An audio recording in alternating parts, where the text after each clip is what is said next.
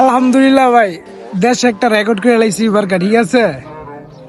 মানে এত পরিমাণ মানুষ বাড়িছে, আমাদের ফিলিস্তিন ভাইদের যে এত অত্যাচার করতেছে, তারা যে এত মারা যাইতেছে, এই বিষয়টা আর কি আমাদের বাঙালি ভাইয়ের আর মানে মনটা ছুঁইতে পারলো না। তারা এবারকে এরকম ভাবেই বাইরেছে যে পুরো বাংলাদেশ রেকর্ড করে লাইছে, পুরো বিশ্ব ছড়াই দিতেছে, এত মানুষ একসাথে রাস্তায় বাইরেছে। তো যারা যারা ঘরে বসে রইছো, তোমরা সবাই চুরি করে বসে থাকো, তোমাদের প্রতিবাদ করা লাগবে না। আর যেসব বাইরা বাইরেছে তারা যেন জয়টা করে আসতে পারে, ঠিক আছে। তো এরকম ভাবে যদি প্রত্যেকটা দেশে প্রত্যেকটা জায়গায় জায়গায় যদি এরকম ভাবে আন্দোলন হয়, তাইলে মনে করো গিয়া মানে ওই যে যে জালেমরা এগুলি আর ঠিক থাকতে পারবো না, এগুলি অটোমেটিকলি মরে যাবো। তো সবাই আজকে মানে বাংলাদেশের উপরে রেকর্ড করে মানে আমার কিছু কোয়ার নাই, অনুভূতিটাই অন্যরকম।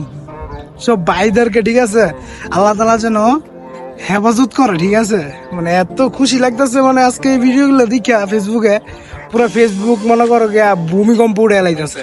তো যারা যারা দেওয়া নাই বা যারা যারা এখনো বাইরেও নাই, খালি আঙ্গ সৌদি আরবই মনে করো গিয়া প্রতিবাদ করতেছে না।